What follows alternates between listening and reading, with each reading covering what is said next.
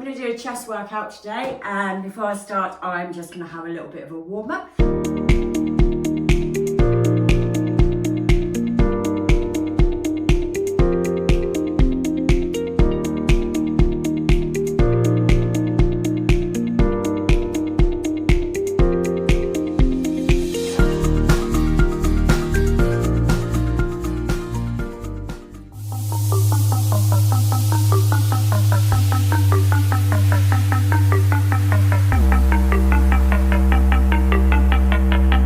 So as you can see from the pectoral muscle, and this is the muscle that we're going to be working, you've got fibres that run up in this angle, straight across the muscle, and then the top part of the muscle, the fibres run down. The whole muscle itself joins onto the top of the arm here. The insertion point is on the humerus.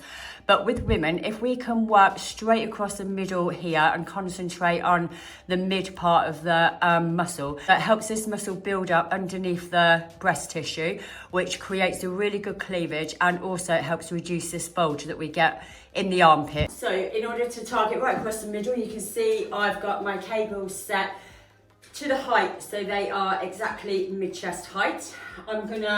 When I do this one, you want to stagger your feet, and then you want to put all your weight through the back foot and elevate your rib cage so your body is facing very, very up and towards the front of you.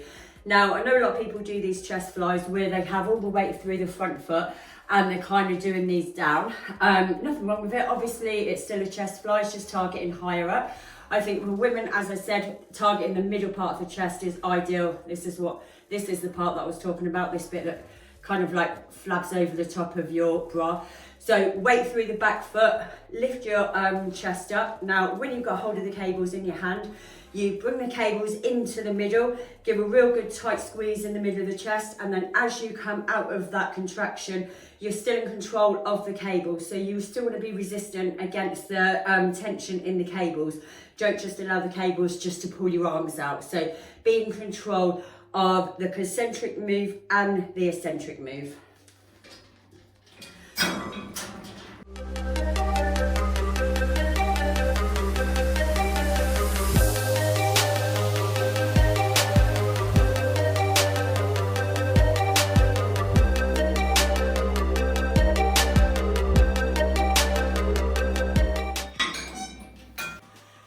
As you go into the chest press, as I always say, keep this move to feel as natural as possible, regardless of whether you're doing it with the bar or the dumbbells. You always want your arms to come back where this feels natural to you, and you want to push up so you are pushing directly in front of your chest. When you come down, make sure that you don't lift your elbows up high that come above your shoulder. That'll put a lot of stress in your shoulder joint. So set yourself up. So I'm going to do this on the bar today. So I'm going to set myself up so as I pull the bar down, the bar comes mid-chest. Mid-chest, armpit height is about right. And this will allow me to come back in a natural move that feels right to me, which will be roughly like a 45-degree angle from the elbow to the torso. And then as I push up, the bar will be coming straight directly in front of my chest. When you're on a fixed bar like the Smith machine, you generally, if you've got yourself set up right, that bar will come directly in front of your chest. Sometimes if you're using the dumbbells, just be wary that when you push up, you are keeping the dumbbells directly in front of your chest, because what you don't want to do with the dumbbells is when you push up, allow your hands to creep up so they come in front of your face. So if you do that, you'll be hitting more shoulders. So you want to keep that weight directly in front of your chest.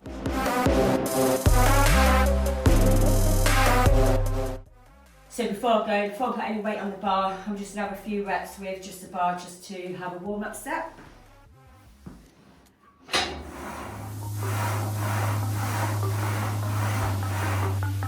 That's good. And remember, when you're doing this with the weight, keep your rib cage up high again, like you did with the chest fly. All your weight goes through the upper part of your back and through your heels. I don't actually lift my bum off the bench when I do it. I do like to have my bum flat on the bench. It does create a bit of a natural arch in the back, so my back isn't flat. However, I don't actually like to lift my bum up and put too much of a curve in there, so I find that really uncomfortable. So let's pop some weight on this bar.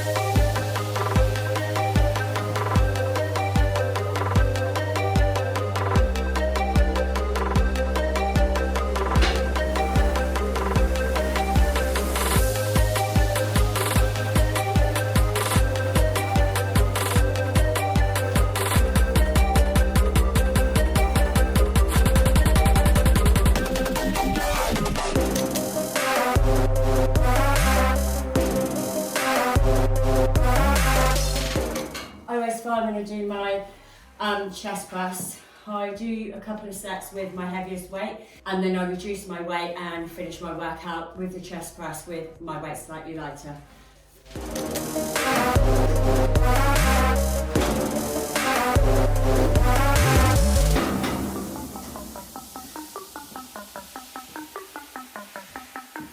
So I'm going to do a couple of sets now. We're going to take a bit of weight off that bar.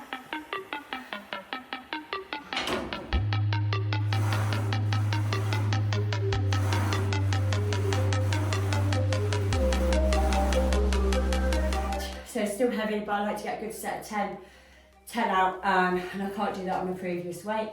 So I'll do a couple of sets of these, and then I might go down just a little bit lighter to do the very last set, because I'll be almost at a failure then, so that weight isn't going to happen.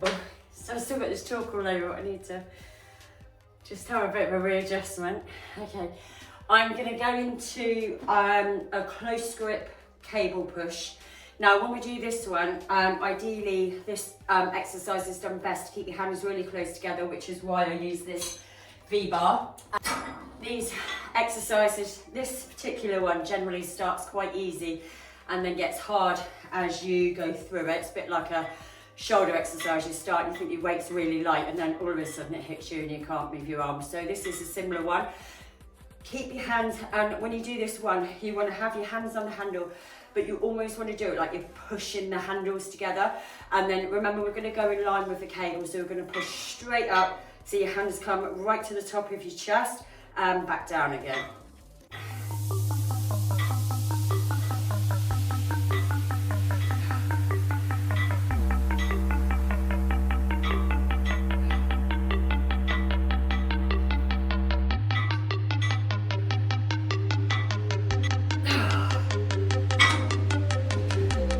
I'll be doing another set.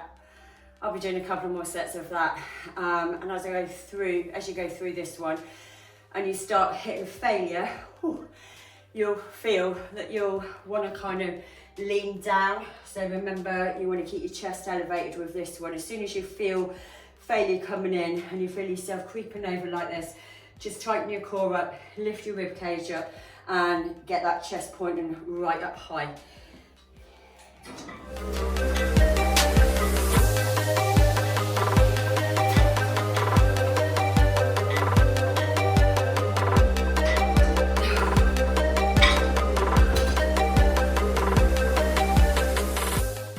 So now I'm going to do this type of movement.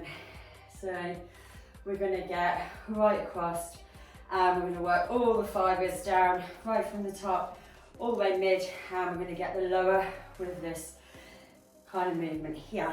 So when I go into this one, I always have the cable set quite low, and you need to be far enough away from the cable so when you come back, your weight stack doesn't touch, because ideally at your highest point here, you want to have as much tension in the cable still, so you don't want to be too close that you're having a bit of a rest here. You want to be able to do the whole rep, both the concentric part and the eccentric part, keeping the same amount of tension on that cable. The only trouble is, it's quite hard to get into, so you have to scoot yourself down. Okay, so in order to get yourself locked in, real tight core. Again, it's a bit lifting your chest up high. Now, as you can see, when I fully extend my arms, I get this rest. So during this rep, I won't be fully coming down to this level. You'll do a couple of reps and you'll know roughly where to come down to, but you want to stop just before your weight stack touches, so you don't get a break. So my lowest point is going to be here. Lift my rib cage up and straight over, back down with it.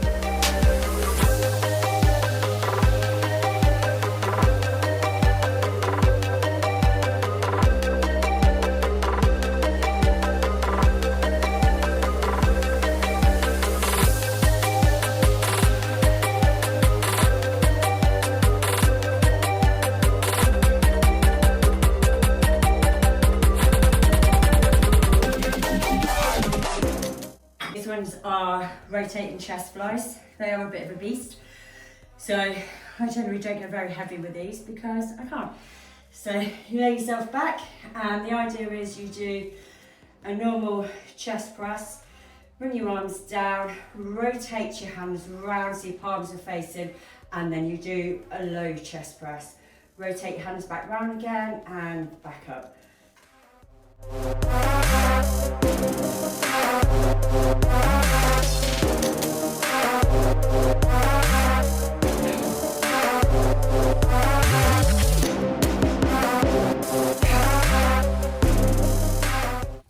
So I'm going to be finishing this workout with some push-ups. I'm not really sure how many I'm going to get out because chest is actually quite tight, but let's have a go and see what happens. Remember, when you do your push-up, real tight core, fingers, toes pointing forward as well, fingers pointing forward, and when you come down into this, it's a bit like your chest press. You want to try and keep them moved to feel as natural as possible. So I like to do my push-ups this way, which means that you're coming back with your elbows, so you've got this 45-degree here. I try not to do my push-ups where my elbows come up this high. I like to keep them feeling quite natural. So lock yourself in, real tight core, and away you go.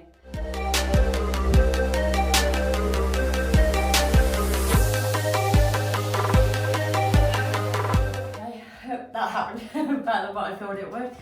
I'm gonna just get a little weight and pop on my back because I'm just about done today, but I just want to really fatigue and get myself completely to failure with these now.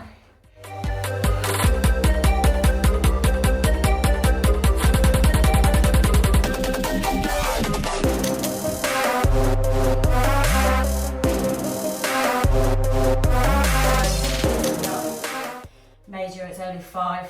I'm not expecting to get a lot of these out, but the idea is to get to failure with them. So here we go.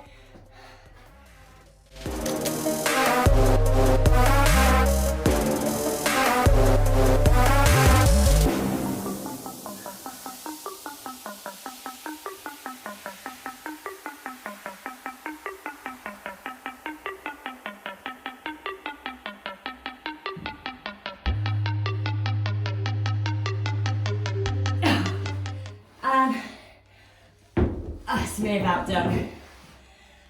Won't be getting much more out of me today. Actually, just before I go, I just want to show you a way of doing assisted push-ups. So if you're not quite at that point where you can do them on your own yet, I just want to show you a way of rigging up the Smith machine to remove some of your body weight, which is really great to get you started on these push-ups. So depending on how much help you need will depend on where this bar goes. Put it in a place, just have a go. If you haven't got as much help as what you need, move the bar up. If you've got too much assistance, move the bar down. So for a demonstration, I'm just going to show you, I'm going to set this bar just probably waist height. Then I'm going to grab a band, put this band around your hips, take yourself down, and from this position here, you can do your push-ups, but you'll find the band is taking a bit of a body weight, so it gives you a bit of assistance when doing your push-ups.